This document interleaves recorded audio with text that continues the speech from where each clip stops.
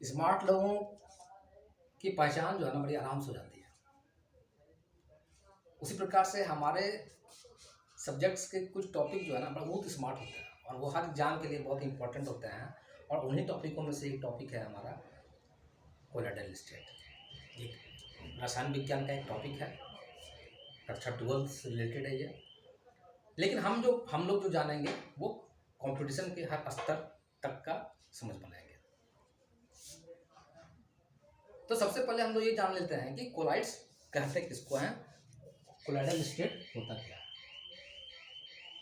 Collides जो है वो होता क्या है, सिंपल है। वे पदार्थ जो जंतु झिल्ली से आर पार नहीं हो सकते हैं उसको हम लोग कोलाइड से बोल देते हैं, सिंपल है। जैसे कि स्टार्च हो गया, जिलेटिन हो गया, गोंद हो गया, ये सब क्या है, सब कोलाइड्स है। और भी कोलाइड्स हैं, आगे देखेंगे। किंतु कोलाइड्स जो है ना एक विचित्र व्यवहार करता है। व्यवहार ये करता है कि ये नमक के घोल में जब किसी कोलाइड्स को डालते हैं तो वो क्रिस्टलॉइड्स की तरह काम करता है। वहीं उसको अल्कोहल का सोल्यूशन में डाल देंगे ना तो वो कोलाइड्स की तरह ही काम करेगा। तो व्यवहार में यहाँ अंतर देख रहे हैं, है एक ही चीज लेकिन व्यवहार में अंतर हो गया। तो इस प्रकार हम ये कह सकते हैं कि कोलाइड्स जो है ना कोई पदार्थ नहीं है। कोलाइड्स जो है वो कोई पदार्थ नहीं है, बल्कि यह पदार्थ की अवस्था है जिसमें कणों का आकार 1 नैनोमीटर से लेकर के 1000 नैनोमीटर तक होता है। इसी को हम लोग कोलाइड बोलते हैं। तो चूंकि हम लोग जब हम लोग कोलाइडल सोल्यूशन की बात करते हैं, एक सोल्यूशन की बात करेंगे, तो मोटा मोटी हम लोग एक चीज पढ़े थे कि सॉल्यूशन जो होता है कण के आधार पर सॉल्यूशन को हम लोग 3 भाग में बांटते हैं, कण के आधार पर। तो अगर सॉल्यूशन, वैसे सॉल्यूशन जिसमें जो बने हैं, जिसमें कणों के आकार जो है वो 1 नैनोमीटर से कम है, तो वैसे सॉल्यूशन को हम लोग रियल सॉल्यूशन बोलते हैं, वास्तविक विलयन बोलते हैं, है ना। तो वास्तविक विलयन माने कि इसमें जो है 1 नैनोमीटर से कण का आकार कम होता है। लेकिन 1 नैनोमीटर से 1000 नैनोमीटर के बीच के कण वाले सॉल्यूशन को जो है उसको हम लोग बोल देते हैं कोलाइडल सॉल्यूशन, कोलाइडल सॉल्यूशन बोल देते हैं। और ठीक इसी प्रकार से जो है ना जब 1000 नैनोमीटर से ज़्यादा की बात करते हैं, वैसे कण जिसका साइज जो है 1000 नैनोमीटर के से ऊपर है, तो उससे बने सॉल्यूशन को हम लोग सस्पेंशन बोल देते हैं। क्लियर, इसके बारे में भी हम लोग समझ पाएंगे। तो कण के आधार पे हम लोग 3 प्रकार के सॉल्यूशन को देखते हैं। एक चीज और है कि हम लोग एक चीज पढ़े थे कि कोई भी सॉल्यूशन जो है वो किससे बनता है, सॉल्यूट प्लस सॉल्वेंट। कोई भी सॉल्यूशन सॉल्यूट और सॉल्वेंट से बनता है। लेकिन जब कोलाइडल सॉल्यूशन की बात करेंगे ना तो उसमें सॉल्यूट और सॉल्वेंट की बात हम नहीं करेंगे, है ना। फिर से एक बार मैंने याद दिला देते हैं, जैसे हमारा समुद्र का पानी क्या हो गया, सॉल्यूशन है। और सॉल्यूट जो है उस पानी में जो मिला हुआ क्या है, नमक मिला हुआ है, वो सॉल्यूट हो गया, नमक सॉल्यूट हो गया। और पानी जो है वो सॉल्वेंट हो गया, यानी कि उसमें नमक मिला हुआ जो अपने में एब्जॉर्ब कर लेता है, अपने में समा लेता है। तो ठीक इसी प्रकार जब हम लोग कोलाइडल सॉल्यूशन की बात करेंगे तो इसमें हम लोग सॉल्यूट को जो है ना डिस्पर्स मीडियम बोल देते हैं और एक को बोल देते हैं डिस्पर्शन मीडियम हम लोग बोल देते हैं। तो जब डिस्पर्स मीडियम की बात कर रहे हैं तो हम लोग समझ लेंगे कि सॉल्यूट की बात कर रहे हैं, और डिस्पर्शन मीडियम की बात कर रहे हैं समझ लेंगे कि सॉल्वेंट की बात कर रहे हैं जो अपने में घोलने की क्षमता रखता है। तो इसी के आधार पर जो है ना हम लोग कुछ उदाहरण को समझना बहुत जरूरी है जो परीक्षाओं की दृष्टि से बहुत ही इंपॉर्टेंट होते हैं।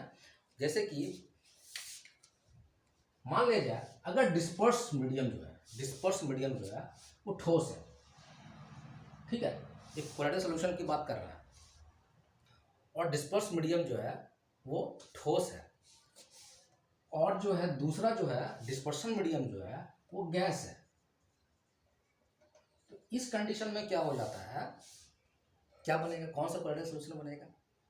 तो परीक्षाओं में अक्सर पूछ जाता है एरोसोल के बारे में, तो हम लोग इसको बोलते हैं एरोसोल। और इसका उदाहरण, सबसे अच्छा उदाहरण इसका सिगरेट का धुआं। सिगरेट का धुआं जो है एक ऐसा एक एरोसोल है, और ये ठोस प्लस गैस इसका कोलाइडल सॉल्यूशन के रूप में हम लोग देखते हैं। ठीक उसी प्रकार जो है डिस्पर्स मीडियम ठोस ही है, और ये जो है द्रव हो जाएगा डिस्पर्शन मीडियम। तो ऐसी कंडीशन में सॉल का निर्माण होता है। सॉल, ध्यान रखना है इस चीज़ को। इसका उदाहरण जैसे कि रजत सॉल ले लेते हैं, गोल्ड सॉल ले लेते हैं, इसको याद रखना है। ठीक उसी प्रकार जो है ठोस प्लस ठोस, तो इस कंडीशन में कौन सा कोलाइडल सॉल्यूशन बनेगा, ये भी परीक्षा में पूछा जा सकता है। तो इसमें जो बनते हैं वो ठोस सॉल हम लोग बोलते हैं, उसको हम लोग ठोस सॉलिड सॉल बोल देते हैं। इसका सबसे अच्छा उदाहरण है पन्ना।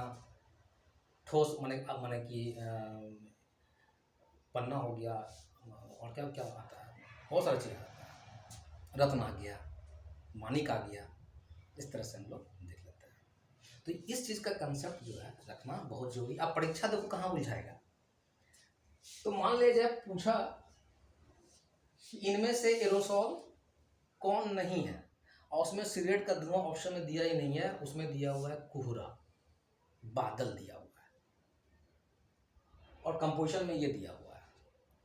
तो इस कंडीशन में क्या होगा, हम लोग फंस जाएंगे। तो उसी प्रकार अगर डिस्पर्स मीडियम जो है वो द्रव है, और डिस्पर्शन मीडियम जो है वो हमारा जो है गैस है, तो इस कंडीशन में भी एरोसोल ही बनता है, लेकिन इसका उदाहरण हो जाएगा बादल, और इसका उदाहरण हो जाएगा सिगरेट का धुआं। क्लियर? ठीक उसी प्रकार जो है ना डिस्पर्स मीडियम द्रव है, और डिस्पर्शन मीडियम भी द्रव है। तो इस कंडीशन में जो बनते हैं कोलाइडल सॉल्यूशन, उसको हम लोग बोलते हैं पायस, जिसको हम लोग इंग्लिश में इमल्शन भी बोलते हैं। और इसका सबसे अच्छा उदाहरण जो है वो दूध है। दूध क्या है? दूध एक इमल्शन है, दूध एक पायस है, और अक्सर परीक्षा में ये पूछे जाते हैं। तो हम लोग थोड़ा सा इसके मैकेनिज्म को समझने का भी प्रयास करेंगे। क्लियर है इतना कंसेप्ट? इसके अलावा भी कोलाइड्स जो है और भी प्रकारों में हम लोग बांट देते हैं, जैसे कि सहयोगी कोलाइड्स। पहले से ही कोलाइड्स की मात्रा है उसमें उपस्थित है ना, उसका जब बहुत हाई कंसंट्रेशन में जो है ना जो कोलाइड्स काम कर रहा है, बहुत ज़्यादा हाई कंसंट्रेशन है, बहुत ज़्यादा हाई कंसंट्रेशन है, और उसमें जब कोई पदार्थ मिलाते हैं, कोलाइड्स मिलाते हैं, तो उस चीज़ को हम लोग वो मिसल्स के रूप में हम निर्माण करता है, और उस मिसल्स का मतलब होता है गोल पुंज, और इसी मिसल्स को हम लोग जो है ना सहयोगी कोलाइड्स के नाम से भी जानते हैं। इसके बारे में हम लोग समझ बनाएंगे। और इस सहयोगी कोलाइड्स का काम तो हम लोग जानते हैं, बहुत इंपॉर्टेंट काम है। सर्फ साबुन के द्वारा जो कपड़े जो साफ होते हैं वो मिसल्स के द्वारा ही होता है। वो इसके मैकेनिज्म को समझने से ही हम लोग को पता चलेगा। इसके अलावा जो है ना बृहद आणविक कोलाइड्स होते हैं, बहुआण्विक कोलाइड्स होते हैं। बहुआण्विक कोलाइड्स में वैसे कोलाइड्स को कहते हैं जिसमें कणों का आकार जो है वो 1 नैनोमीटर से कम हो, और इसमें जितने प्रकार के जैसे रजत सॉल हो गया, गोल्ड सॉल हो गया, ये इसमें आ जाता है।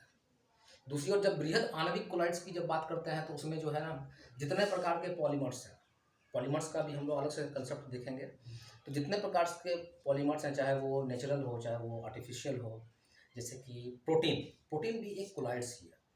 और इसमें जो है ना जहाँ बहुआण्विक कोलाइड्स में जो है कण जो है वो एक पुंज में रहता है, एक झुंड में रहता है, लेकिन बृहद आणविक में क्या है, एक बहुलक के रूप में होता है। पॉलीथीन भी एक कोलाइड्स ही है ना, लेकिन ये आर्टिफिशियल है। तो इस तरह से हम लोग कोलाइड्स की समझ को बनाएंगे, समझ को रखना भी है, और यहाँ से परीक्षाओं में बहुत सारे प्रश्न भी पूछे जाते हैं।